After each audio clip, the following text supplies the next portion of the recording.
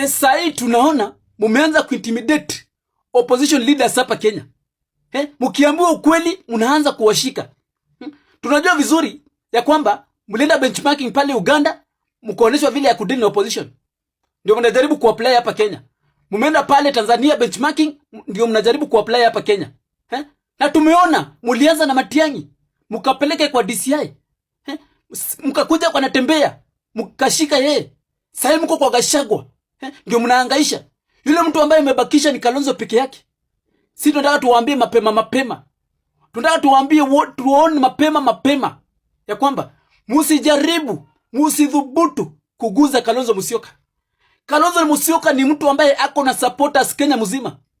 Mkitaka nchi ifungwe kwanza, mkitaka wananchi wajae kwa street, ni kuguza Kalonzo Musyoka. Yes, don't even attempt even to arrest Kalonzo Musyoka. Don't attempt even to think of arresting Kalonzo Musyoka. Yes, mkijaribu tutakutana nyinyi kwa street na tuko tayari. Tuko mbaya sana. Murkomen, umekaa chini ukasikiza experts. Wale experts mulipatiwa na kina Azimio la matapeli. Hawa experts wakakwambia Rigathi Gachagua ni kitu kidogo sana. Ma experts wakakwambia Rigathi Gachagua ni kitu kidogo sana. Ma experts wakikwambia huyu Rigathi asipatie rais headache. Huyu Rigathi Gachagua asisumbue rais. Dawa yake ni raisi. Kamata yeye, weka yeye ndani, peleka maaskari kwake. Zunguka boma yake na maaskari yenye haezi ingia wa Munyoro, haezi ingia Karen, haezi fanya hii Kenya ikuwe ndogo kwa huyo kijana. Ndio awache kusumbua rais.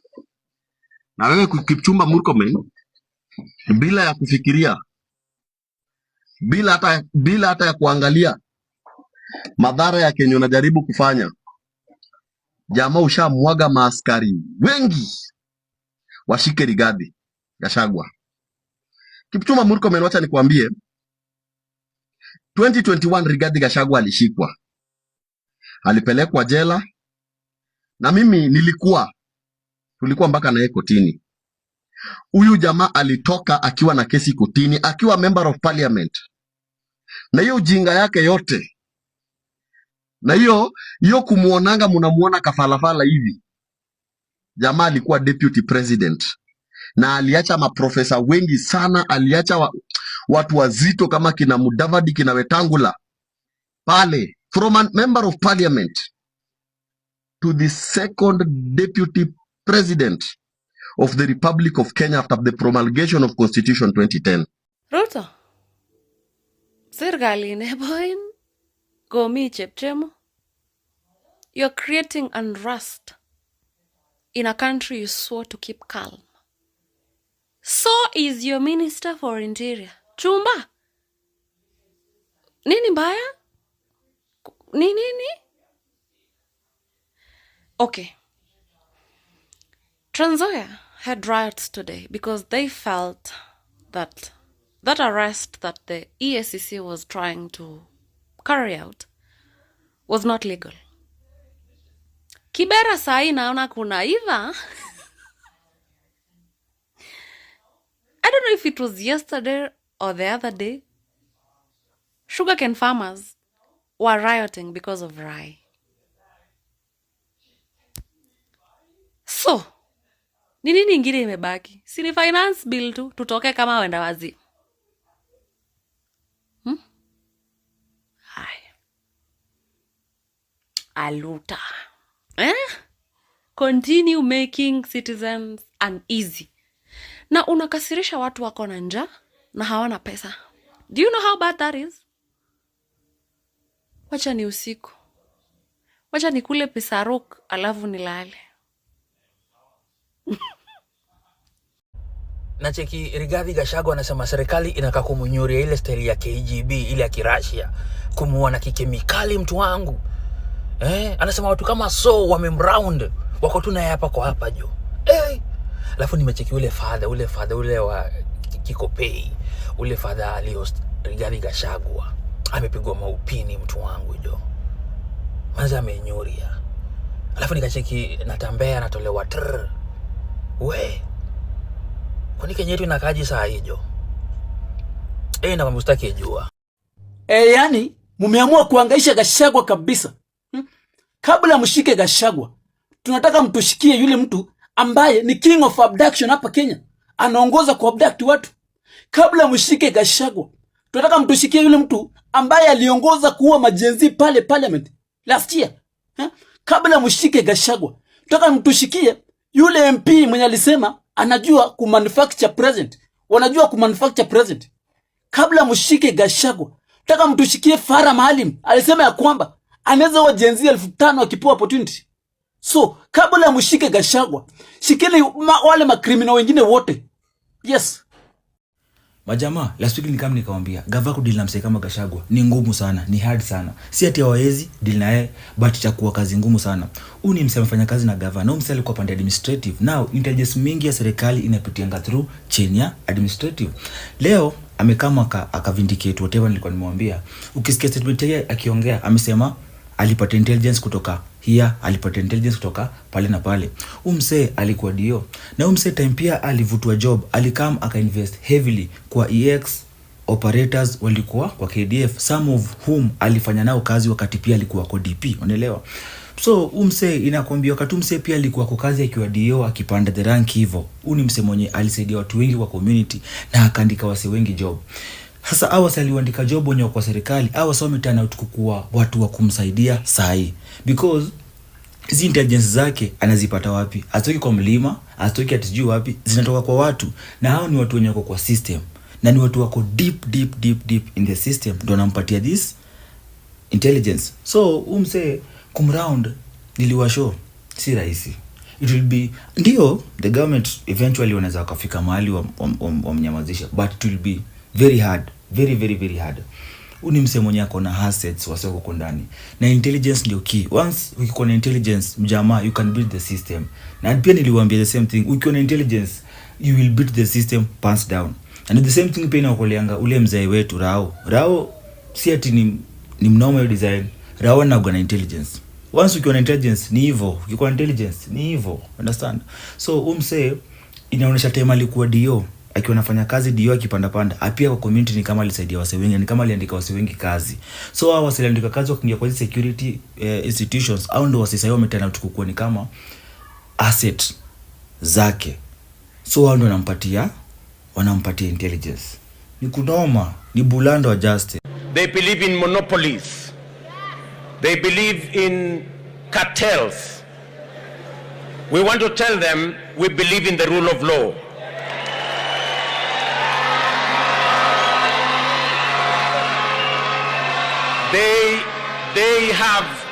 They have weaponized state institutions. They have weaponized the DCI. They have weaponized the EACC. They have weaponized the KRA to run political errands, to dismantle businesses that belong to people who do not worship them. And I want to tell them, this country will change. On our first day, we will free the DCI. We will free the KRA from state capture. We will make sure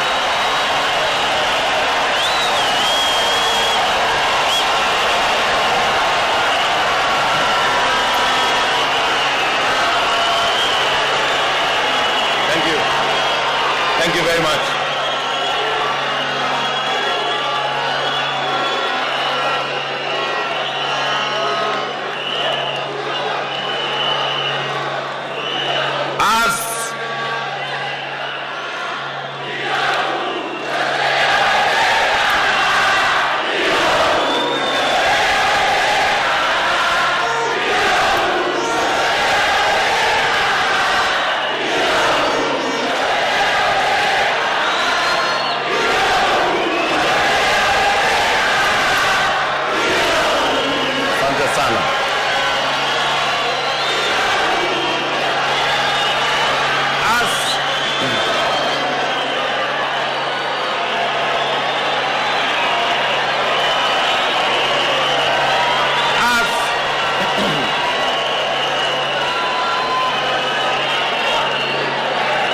I want to say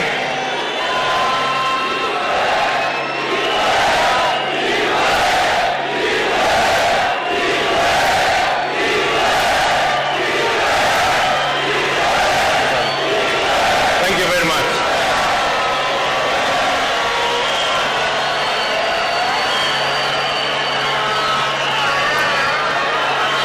They have weaponized the DCI, the EACC, and the KRA to run political errands. We will professionalize the DCI's office and the KRA for them to discharge their constitutional and legal duty.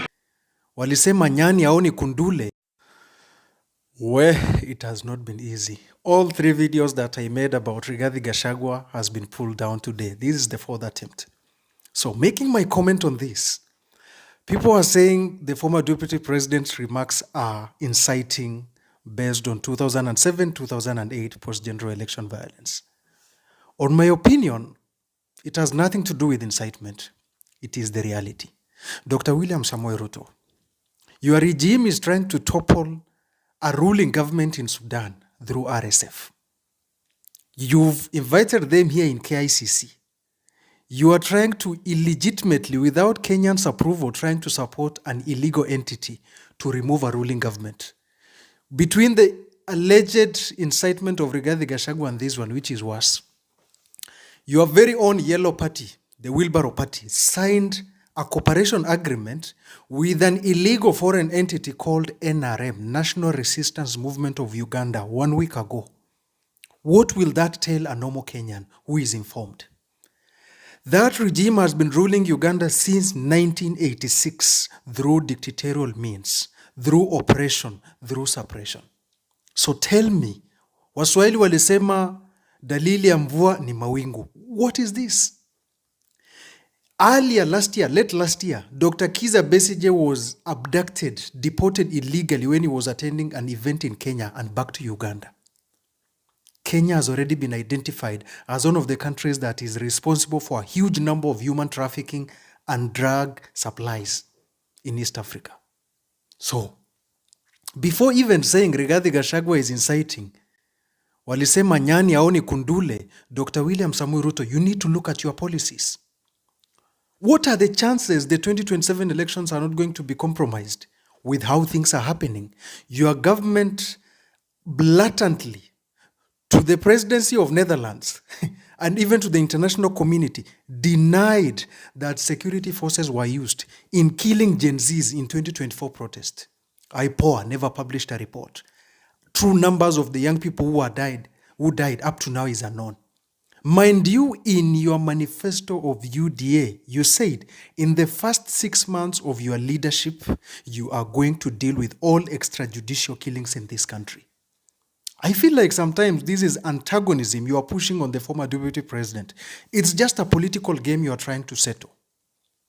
And I might not agree with a good number of his policies, but this truthful man, the husband to Dorcas, he said Bomas of Kenya is going to be sold.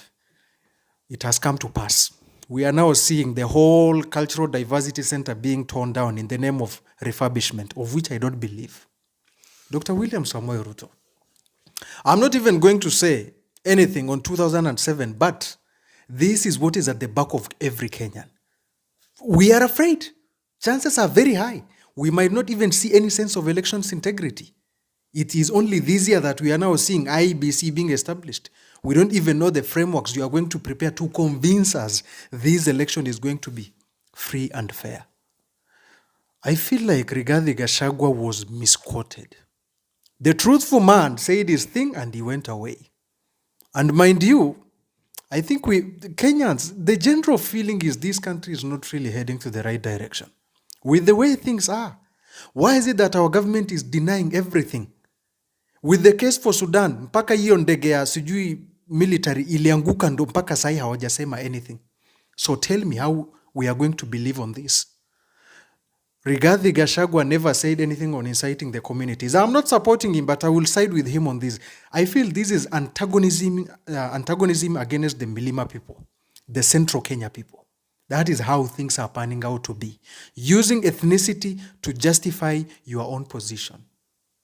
Honestly, I'm not going to say anything like this government has done far much worse things that is threatening the sovereignty of our country from whatever I've mentioned to you than what Rigathi Gachagua just mentioned. Oh, 2007, yes, we know the wounds and everything.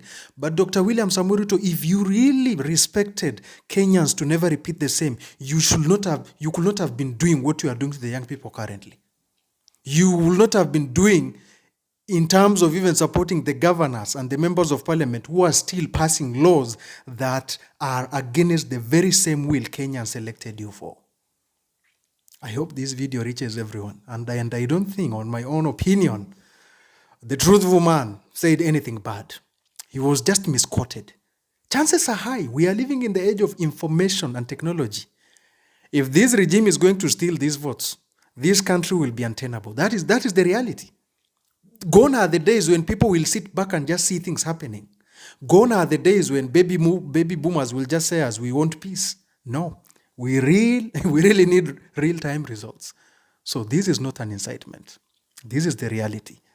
And it has to sink in your government, William Samoei Ruto. Wakenya tumakinike.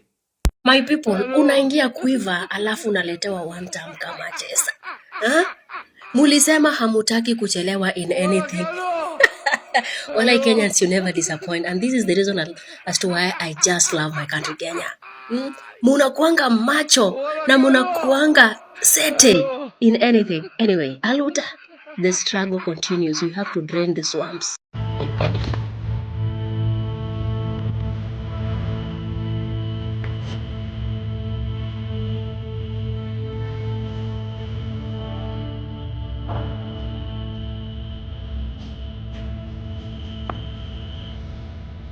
Ese yo moyo